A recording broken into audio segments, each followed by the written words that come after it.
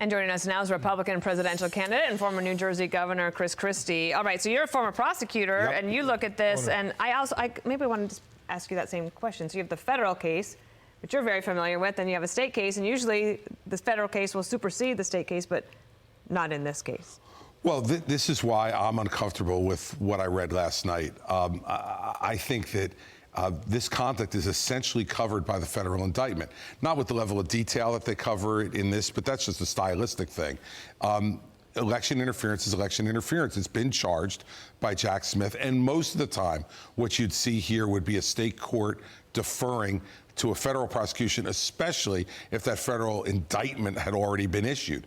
So I think this was unnecessary as to Donald Trump. Now, remember, as to the other defendants, Jack Smith chose not to charge them. So I would have less of a problem with this if she decided, okay, I'm not going to charge Donald Trump here because he's been charged for essentially this conduct by Jack Smith. But Giuliani and Meadows and others have not been charged at the federal level. That would be a more defensible indictment, I think. So let me ask you, so you agree with what Turley just said then? He called it excessive. Yeah, I think it was unnecessary. Why then would you, as a Democratic DA, pursue state charges if you think by law they're already covered in these other cases? See, people view this, and your question views it as a partisan decision. Don't forget that these prosecutors all have egos. And she's been investigating this thing for two and a half years. Jack Smith comes in within the last year. He swoops in, he charges quickly, and she said, whoa, wait a second. I've been looking at this. I'm sure what this indicates is there's not cooperation between her office and the special counsel's office. And I'm sure he wanted her to defer. She chose not to. So what I'd say to the viewers, Bill, is don't necessarily look at this as a partisan decision. This is probably an ego decision where she said, well, hell, I put all this time and effort into this investigation, and I want something out of it. They were saying the same thing about Alvin Bragg here in New York. Well, that's right. And that's why I think we immediately put it into when they're opposite parties, into a partisan choose. I could tell you from having done this, that often I would get on the phone with a local prosecutor when we were investigating the same thing and say to them, I need you to stand down. The problem here is I did that inside New Jersey where those folks had to continue to work with me after this case. Here, they don't have to work together. And so there's less leverage that Jack Smith has against a Fannie Willis or against an Alvin Bragg to say, back off because you're going to need me later on something else. Don't do this for an ego boost, which is, I think, what she did here. Now, the other part to look at, though, is exactly what Jonathan said as well, which is the conduct that underlies here is not just a simple election contest. Donald Trump had 3 counts of the vote here in Georgia. He had the original count, he had a machine recount, and then he had a hand recount. All those things were given at his request, the last 2 in particular. He also was able to contest these things in court in Georgia and did not win. All that stuff, I'd say, is absolutely legal and within his right to do. Where this starts to be problematic for him is the electors and the pressure that was being put on folks after all these counts happened. And that's where I think his exposure is in the federal case, and that's where his exposure would be here. Let's look at call for number 4 here. This is the Trump court dates that are going to clash with the campaign trail. I'm sure you're pretty aware of those, and that's actually... Try to be. I'm sure you are. A lot of them. In addition to that, if you look at the statement that he gave to Fox News Digital last night, let me read it to you. This is from President Trump himself. He said, this politically inspired indictment, which could have been brought close to 3 years ago, was tailored for placement right smack in the middle of my political campaign where I am leading all Republicans. Is there something to that? Like if she... Nothing. Could she have done this before? It's not. There's nothing to it. Look, and if she had charged him 3 years ago, he would have said, what a rush to judgment. There's been no investigation. No one's looked into this. And now they're just charging me for political reasons. He wants to have his cake and eat it too. If, in fact, the charges had happened 3 years ago, he would have said there was no investigation, it's a rush to judgment. If they happened after a full investigation, he says, well, now it was time to work with the campaign. Look, running for president is his choice. No one else is making him do it.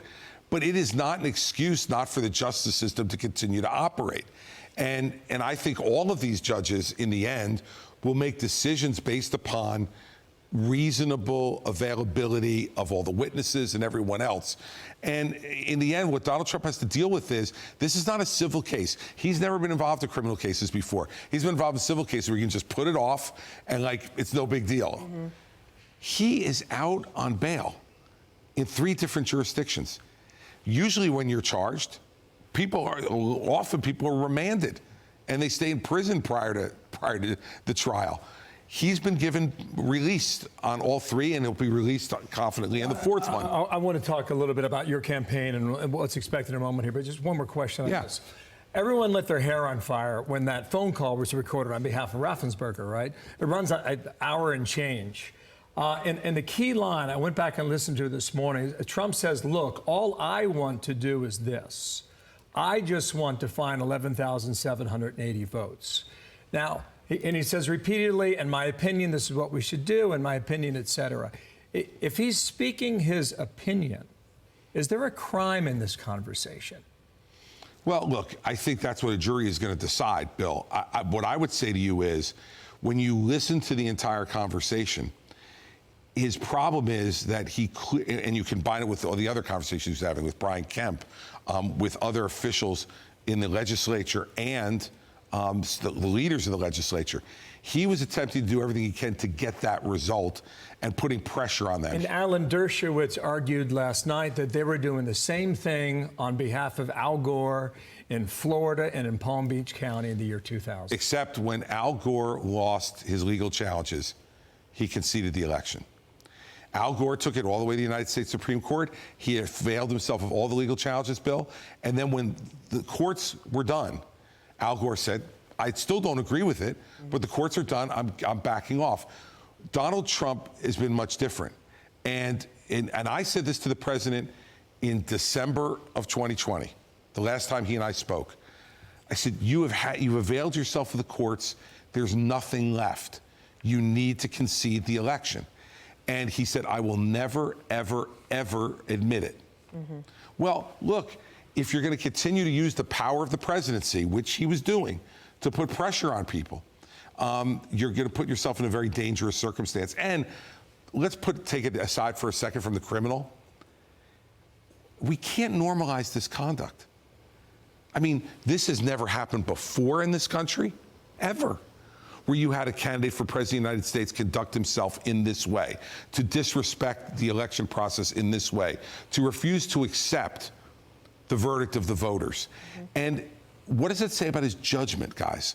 What does it say about whether or not he's fit to sit behind that desk? Is this really, and by the way, here we are this morning, and I understand why we're doing this, and I'm happy to talk about it because of my background. But we're not talking about what Joe Biden's doing to this country. We're not talking about the poorest border. We're not talking about the fact that healthcare is a mess, right? That the Trump people would say that the indictments were by design to prevent them from being able to let him do that. But Dana, he's made the choice for the last 2.5 years. This is what he's been talking about. He has spent most of his time before he was ever charged with anything. All he's been talking about is that the election was stolen. When he was on another show on this network with Brett Baer a month or so ago, and Brett asked him, how are you going to get people who didn't vote for you in 2020, especially suburban women, to vote for you in 2024? And he said, well, I didn't lose in 2020. I mean, that's before he was charged with anything. That's true. And yet, so we have the New York Times Siena College poll. I'm sure you're aware of it. Trump 54, DeSantis 17. You're down at 2% there. I know that your polling in New Hampshire is certainly better. We're a week from tomorrow. We'll have the debate. What is your plan if President Trump isn't there? It's no different than whether he is or isn't there. We need to make a case. Any one of us who are on that stage, we need to make the case to Republican voters why we're the best person to beat Joe Biden. And I think by Donald Trump not being there, he's showing everybody what a problematic candidate he is against Joe Biden. He's not going to be there because he doesn't want to answer to all of these charges. He doesn't want to be questioned by other candidates about all these charges. Well, he can't avoid that forever. Is that a challenge? It always has been a challenge, Bill, you bet. No, is that a challenge from you? Oh, it is. Absolutely. I've been saying it all along. If he doesn't show up, he's a coward. And will you sign the pledge? Yeah, of course I will. It seems that you're playing for New Hampshire. Initially, New Hampshire and South Carolina. Emerson College had a poll just out about an hour ago. Trump was at 49%. DeSantis was at 8%. You were at 9%. Yeah. So you got some work to do. Yeah, but let me tell you something, Bill. I'm in this race for 2.5 months, and I've got it from nowhere to second place in New Hampshire. If you're Governor DeSantis this morning, you're going to be wondering what the hell happened here. Okay, he's been the presumptive front challenger since before he was reelected governor of Florida. I'm now past him in New Hampshire after 2.5 months. And yeah, my first goal was to get there. My next goal is to beat Donald Trump.